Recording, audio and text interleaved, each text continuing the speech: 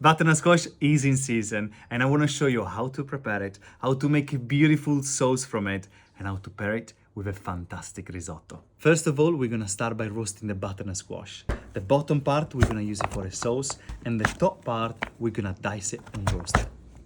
Transfer it on an oven tray, season it with a good drizzle of extra virgin olive oil, nice pinch of salt, and freshly ground black pepper. And if you like, add a little bit of rosemary leaves as well. We're also going to use some onion to make a puree, so roast it together with the butternut squash. Bake it at 200 degrees until the onions and butternut squash are nice and soft.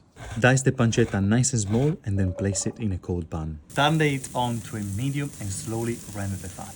Only once the pancetta has released its own fat and is nice and golden, then go in with the rice. Give it a good stir and toast the rice for a few minutes. Add a good glass of wine and cook off the outer. Finally, going with the stock ladle by ladle. I didn't add any salt just yet because the pancetta has a lot of seasoning already. But if you're not using pancetta, feel free to add a pinch of salt now.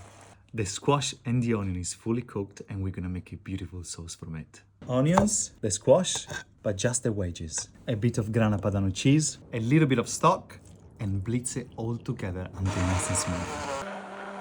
You want to get it nice and velvety, so add a little bit more stock if you need it. Now that you have this incredible sauce, you can add it to the risotto. To finish, turn the heat off, add a knob of butter in, give it a good stir and let it rest. And for garnish, I'm gonna fry a little bit of sage. You know it's gonna be delicious and you know everyone is gonna love it. Finish with the diced butternut squash on top and the crispy sage. You have to give it a try. My God, it's delicious.